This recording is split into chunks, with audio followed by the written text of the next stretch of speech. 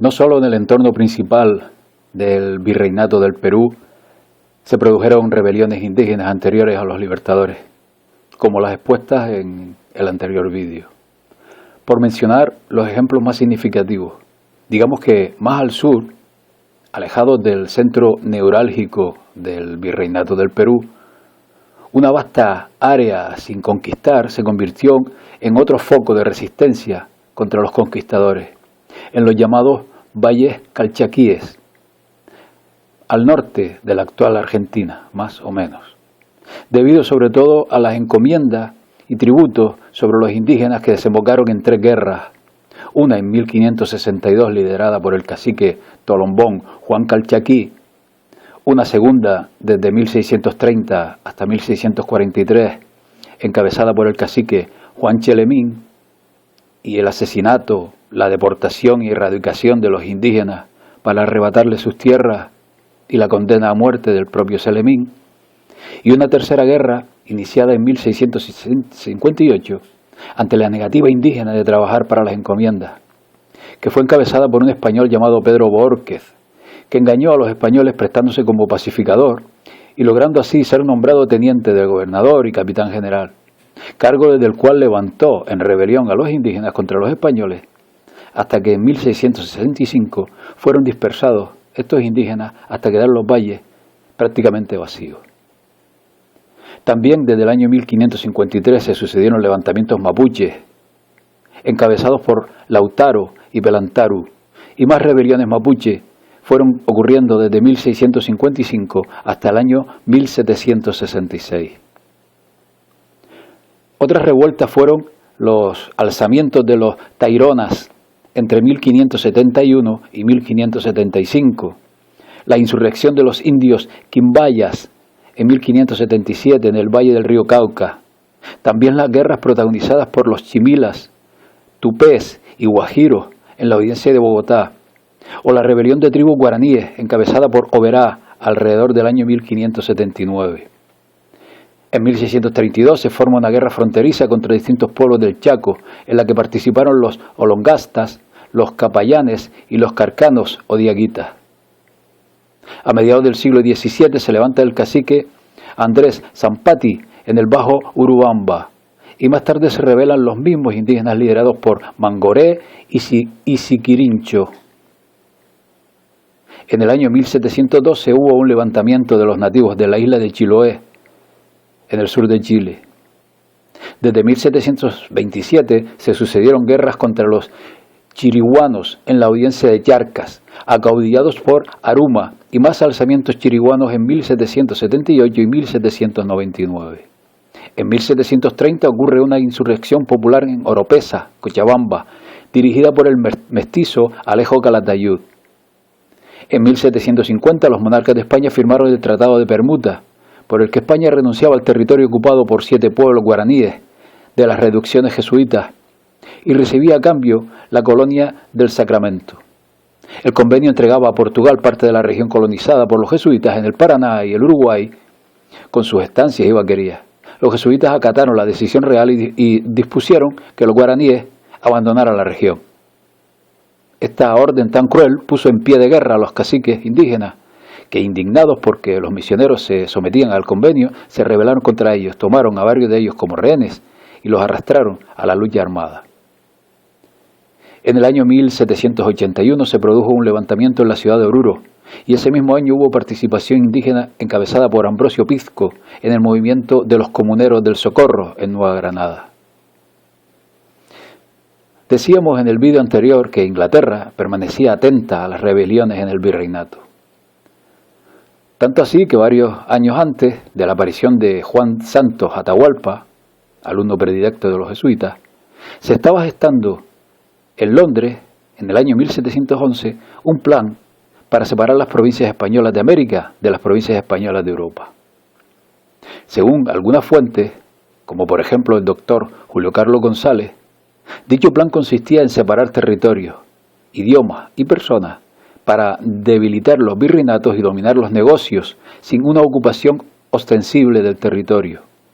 y ejercer el poder sin exhibirse, induciendo al enemigo a destruirse por sí solo. El citado plan marcaba como base fundamental la conquista y control básico de Buenos Aires, base de operaciones y enclave financiero futuro para el dominio de América del Sur. El objetivo de la separación consistía en frenar la producción minera en el Perú y en el Alto Perú, la actual Bolivia, por falta de suministro de carne vacuna que provenía de Buenos Aires y Montevideo, y por falta de yerba mate para depurar las toxinas que la actividad minera produce en el organismo de los trabajadores de estos yacimientos. Hierba proveniente sobre todo del actual territorio del Paraguay, donde siglos atrás fue popularizada y distribuida por toda América por los jesuitas, desde sus reducciones esclavistas guaraníes. España utilizaba el Pacífico, Monterrey, el Callao y Perú como base, porque la piratería británica controlaba el Atlántico, y la moneda española era la onza castellana de plata del Potosí, como intercambio con China, Japón, Filipinas, la India, donde regía también la moneda de plata. Tras ser aplacados los levantamientos populares expuestos, surgen intentos de rebelión que se caracterizaron por no lograr el respaldo popular, puesto que la nueva estrategia provenía de las capas altas de la sociedad colonial, la misma que explotaba a los indígenas, y con un componente que fue la base fundamental del posterior surgimiento de las repúblicas en que se dividieron los virreinatos, la masonería. Aunque desde fuentes de la propia masonería se afirma que junto a los cabecillas rebeldes mencionados en el anterior vídeo, había también masones, algo que no hemos podido comprobar. Lo cierto es que en Jamaica, a mediados de siglo, se había fundado la primera logia más allá del sur de la Nueva España, y desde aquella isla hay constancia de la implicación de dicha masonería en los procesos secesionistas. Fueron masones quienes primero intentaron desestabilizar el virreinato mediante intentos de rebelión como el movimiento Huarochirí en 1782 y la conspiración del Cusco de José Gabriel Aguilar y Manuel Ubalde en 1805, ambos masones que fueron reducidos por las tropas del virreinato, al igual que en otras 6 ocasiones en los años siguientes. Pero, a la par con estos levantamientos y rebeliones en los virreinatos, el personaje clave y fundamental de todos estos procesos emancipadores venía fraguando, a la vez, paso a paso, la estrategia que, tras varios años de lucha, culminó con la división en repúblicas de los virreinatos hispanos. El venezolano Francisco de Miranda. Miranda, hijo de inmigrantes canarios, fue un militar del ejército español que viajó por Europa, impregnándose de aquellos aires revolucionarios de entonces que cambiaron la geopolítica mundial a causa de la lucha de intereses entre la facción anglo-veneciana que fundó en Londres la masonería especulativa, como herramienta para atraer adeptos, para contrarrestar la acción de las órdenes religiosas y de caballería del otro bando, el tradicional católico, que bajo disfraz religioso representaba el poder de familias papales del Imperio Romano y sus posteriores divisiones, bando este último que, por ser quien permitía la designación de reyes, tenía poder sobre la corona española, que junto a la Inquisición católica y las órdenes religiosas manejaban los designios de los territorios conquistados en América del Sur. Miranda, con estancias y contactos en Londres, donde fundó la logia Caballeros Racionales, bajo el auspicio de la Gran Logia de Inglaterra, vivió in situ la independencia de los Estados Unidos y la Revolución Francesa, codeándose así con los personajes más importantes e influyentes de ambos procesos. Las relaciones y contactos de Francisco de Miranda con Londres fueron notorios, pero ¿fue genuina su iniciativa? ¿Fue un títere manejado por el poder anglo-veneciano?